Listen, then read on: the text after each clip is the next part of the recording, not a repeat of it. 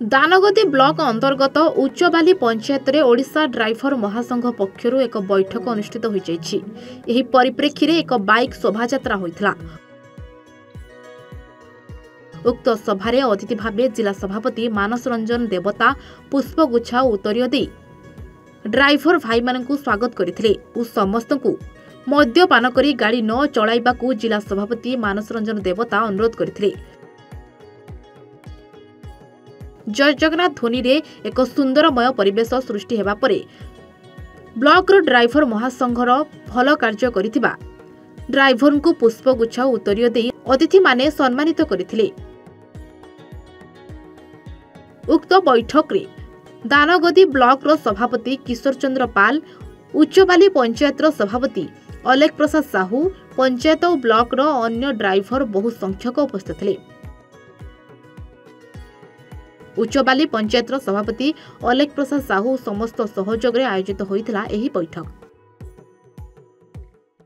मानस देवता ओडिशा ड्राइवर महासंघर राज्य सह संपादक एवं जाजपुर जिलार सभापति। आज दानगदी ब्लॉक उच्चबाली जीपी रे बंधु मिलन उत्सव पालन करा होउची।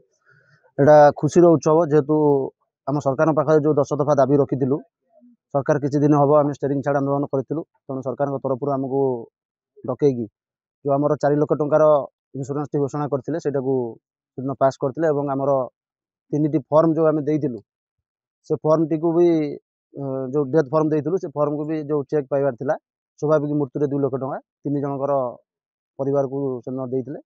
सेति पई खुशी रे आज उच्चबाली जीपी रे बंधु मिलन कार्यक्रम करा होउची। जय जगन्नाथ दानगदी ब्लॉक सभापति कार्य करछि किशोर पाल। आम दाबी जो पूर्ण हेतिला गोटे मूल लक्ष्य जो इंश्योरेंस दाबीटी आमर बड़ भाई कही आमर चेक बाबद 3टी देहांत होते सरकार आमको देइचंदी।